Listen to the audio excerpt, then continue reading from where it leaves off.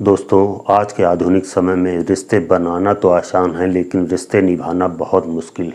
क्योंकि आजकल रिश्ते स्वार्थ और ज़रूरत के हिसाब से बनाए जाते हैं, जिसमें निहायत विश्वास की कमी होती है और शक की गुंजाइश ज़्यादा होती है, जिसकी वजह से ये रिश्ते ज़्यादा दिनों तक नहीं टिक पाते। आज के आधुनिक युग में एक नया रिश्ता पनपा है, वह है बिन फेरे हम तेरे का, यानी लिव इन रिलेशनशिप। इसमें दो पार्टनर आपसी रजामंदी के बाद एक साथ एक छत के नीचे रहते हैं, जिसे लिव इन रिलेशनशिप का नाम दिया जाता है। लेकिन लिव इन में रहते हुए प्यार तो कुछ दिन का मेहमान होता है, लेकिन उसके बाद जो होते हैं लड़ाई झगड़े और शक की गुंजाइश ज़्यादा होती है, जिसकी वजह से इन रिश्तों में टकराव की स्थिति आने पर खूनी अंजाम भी देखने को मिलता है। नमस्कार, आदाब, सत श्री अकाल, जय हिंद दोस्तों। मैं हूं नितिन शर्मा। आप देखना शुरू कर चुके हैं क्राइम स्टोरीज में नितिन शर्मा। आज की कहानी मध्य प्रदेश की राजधानी भोपाल से। भोपाल का एक इलाका है पिपलानी। इसी इलाके की इंद्रपुरी कॉलोनी के सेक्टर सी में रहता था हर्ष केशरवानी, जो कि लिव इन में अपनी पार्टनर प्रेमा के साथ किराए के फ्लैट में रहता था। 9 अक्टूबर यानी रविवार की शाम को वह पुलिस को फ़ोन करता है कि उसकी लिव इन पार्टनर प्रेमा ने सुसाइड करने की कोशिश की है। जिसके बाद पुलिस मौके पर पहुंचती है तो घायल अवस्था में प्रेमा को ज़मीन पर पड़ा देखती है। उसके गले पर गहरे घाव के निशान थे, बाकी शरीर पर कई जगहों पर चोटों के निशान थे। पुलिस तत्काल घायल प्रेमा को हमीदिया अस्पताल में इलाज हेतु भेजती है, लेकिन वहां पर काफ़ी खून बह जाने के कारण उसकी मौत हो जाती है। पुलिस हर्ष केशरवानी से पूछताछ करती है तो हर्ष बताता है कि शाम को दोनों बैठे ड्रिंक कर रहे थे। इस किसी बात पर उन दोनों का विवाद हो गया, जिसके बाद वह अपने कमरे में किसी से बात करने के लिए चला गया। तब तक उसके पीछे प्रेमा ने गला काटकर चाकू से सुसाइड कर लिया।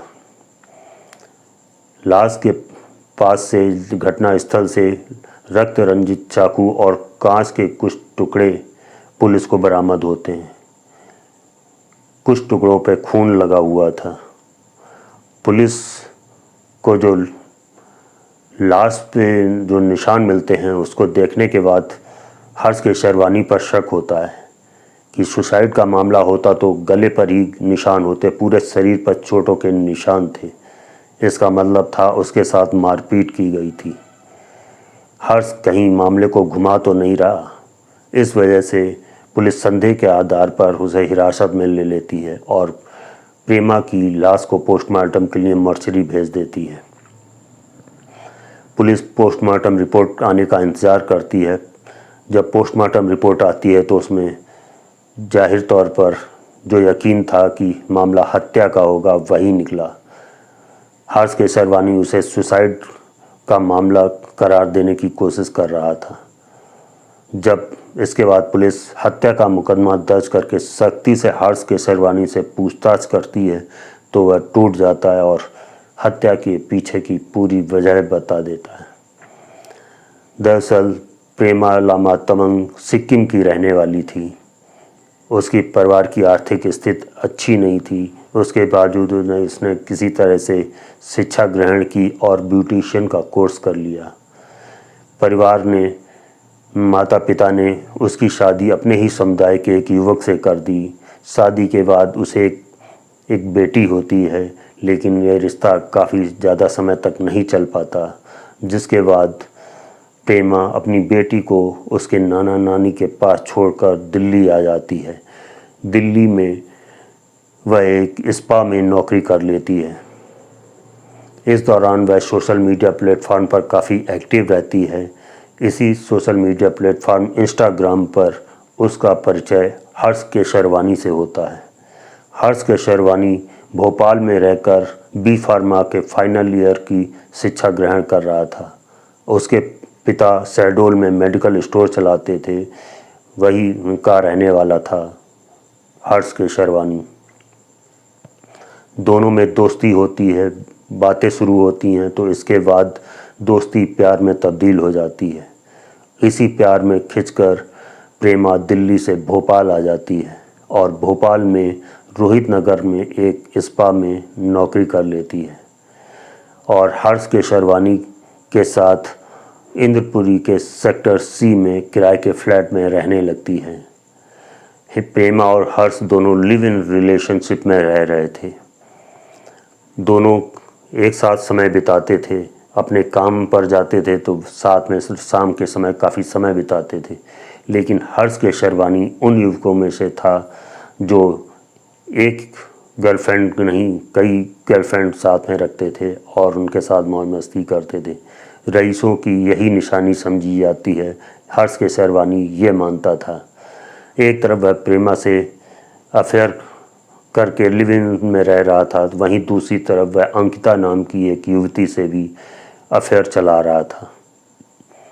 समय के साथ साथ रहते हुए प्रेमा को भी अंकिता के साथ अफेयर के बारे में पता चल जाता है। वह हर्ष से इस बात पर झगड़ा भी करती है।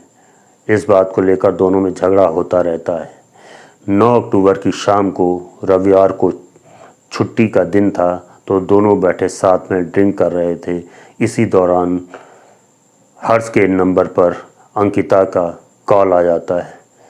कॉल आते ही जब फ़ोन पे डिस्प्ले पे अंकिता का नाम सामने आता है तो वह बात करने के लिए दूसरे कमरे में चला जाता है। प्रेमा उस समय नशे में हो चुकी थी। वह हर्ष के फ़ोन पर अंकिता नाम लिखा देख चुकी थी। वह समझ जाती है कि अंकिता ने उसे फ़ोन किया है। वह नशे में बेसुध होकर वह लड़खड़ाते हुए उठती है और हर्ष के पास उस कमरे में जाकर लड़ाई करने लगती है। गुस्से में पूरे घर का सामान तोड़-फोड़ डालती है। इससे हर्ष भी गुस्से में आ जाता है। वह उसके साथ मारपीट करता है। बात यहाँ तक पहुँच जाती है कि वह चाकू से प्रेमा का गला काट देता है। प्रेमा को घायल अवस्था में बेसुध छोड़कर वह इस बात में लग जाता है कि वह कैसे इस मामले से निपटा जाए। तो वह इस मामले को सुसाइड का मामला करार देने के लिए वो कुछ इस तरह का माहौल बनाता है कि जिससे लगे कि उससे विवाद होने के बाद किसी बात से नाराज़ होकर प्रेमा ने सुसाइड कर ली है। लेकिन उसका प्लान धरा का धरा रह गया। पोस्टमार्टम रिपोर्ट में हत्या का खुलासा होते ही पुलिस उसे गिरफ्तार कर लेती है, क्योंकि पुलिस को उसकी बताई गई कहानी पर पहले से ही विश्वास नहीं था। पुलिस उसे गिरफ्तार करके जेल भेज देती है, जहां उसे गुनाहों की सज़ा पाने के लिए सलाखों के पीछे रहना था। तो आपने देखा कि किस तरह से इस आधुनिक रिश्ते में विश्वास की कमी और शक का जहर ज़्यादा फैला हुआ था, जिस वजह से इस रिश्ते का ये खूनी अंजाम हुआ। इस मामले में आपकी क्या राय है, कमेंट बॉक्स में ज़रूर बताएं। साथ ही वीडियो पसंद आया हो तो वीडियो को लाइक करके चैनल को सब्सक्राइब कर लें। धन्यवाद।